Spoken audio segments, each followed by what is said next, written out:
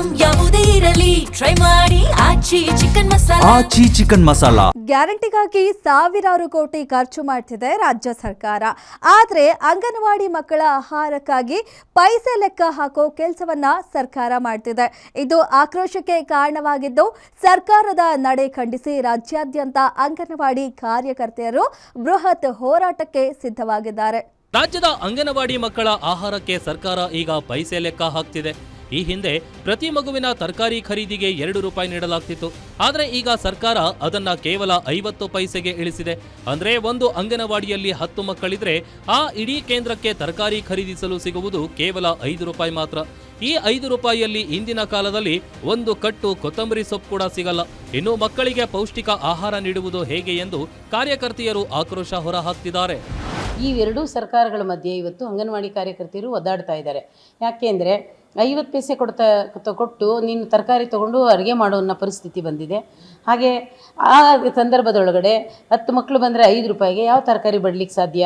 ಅದರಿಂದ ತರಕಾರಿ ಹಣವನ್ನು ಹೆಚ್ಚಳ ಮಾಡಬೇಕು ಅಂತ ನಾವು 18 ಬೇಡಿಕೆಗಳು ಇಟ್ಕೊಂಡಿದ್ದೀವಿ. ತರಕಾರಿ ಹಣ ಹೆಚ್ಚಳ ಮಾಡಬೇಕು, DA ಹೆಚ್ಚಳ ಮಾಡಬೇಕು, ಪ್ರಭಾರ ಭತ್ಯೆ ಹೆಚ್ಚಳ ಮಾಡಬೇಕು, ಮೊಟ್ಟೆ ಹಣ ಹೆಚ್ಚಳ ಮಾಡಬೇಕು. ಯಾಕೆಂದರೆ ಮೊಟ್ಟೆ ಯಾವ ಟೈಮ್ಗೆ ದರ ಹೆಚ್ಚಾಗುತ್ತೋ ಆ ಟೈಮ್ಗೆ ನಮಗೆ ಅಷ್ಟನ್ನು ಕೊಡಬೇಕು ಅಂತ ಇವತ್ತು ಕೇಳ್ತಾ ಇದ್ದೇವೆ. ಬಾಡಿಗೆಗಳನ್ನು ಪ್ರತಿ ತಿಂಗಳು ಹಾಕಬೇಕು, ಮೊಟ್ಟೆ ಹಣವನ್ನು ಪ್ರತಿ ತಿಂಗಳು ಹಾಕಬೇಕು ಮಂಗಳವಾಗಿ.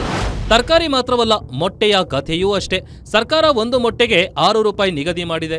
ಒಂದು ವೇಳೆ ಮಾರುಕಟ್ಟೆಯಲ್ಲಿ ಮೊಟ್ಟೆ ದರ 7 ಅಥವಾ 8 ರೂಪಾಯಿ ಆದರೆ ಆ ಉಳಿದ ಹಣವನ್ನ ಅಂಗನವಾಡಿ ಕಾರ್ಯಕರ್ತೆಯರೇ ತಮ್ಮ ಕೈಯಿಂದ ಭರಿಸಬೇಕಂತೆ.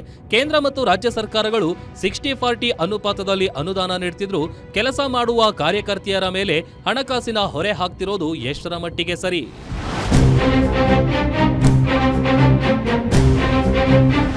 ಈಗಾಗಲೇ ಕಡಿಮೆ ವೇತನದಲ್ಲಿ ದುಡಿಯುತ್ತಿರುವ ನಮಗೆ ಈ ಹೆಚ್ಚುವರಿ ಹೊರೆ ಬೇಡ ಎಂಬುದು ಕಾರ್ಯಕರ್ತೆಯರ ವಾದ.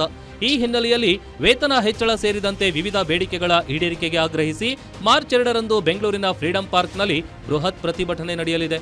ಬಜೆಟ್ ಅಧಿವೇಶನದ ದಿನವೇ ನಡೆಯಲಿರುವ ಈ ಹೋರಾಟಕ್ಕೆ ಸರ್ಕಾರ ಮಣಿಯುತ್ತಾ ಎಂಬುದನ್ನ ಕಾದು ನೋಡಬೇಕು.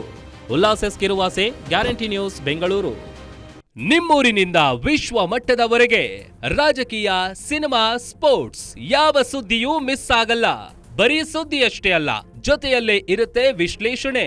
ಗ್ಯಾರಂಟಿ ನ್ಯೂಸ್ನ ಸಬ್ಸ್ಕ್ರೈಬ್ ಮಾಡಿ, ಫಾಲೋ ಮಾಡಿ, ಕ್ಷಣ ಕ್ಷಣದ ಅಪ್ಡೇಟ್ಸ್ ಪಡೆಯಿರಿ.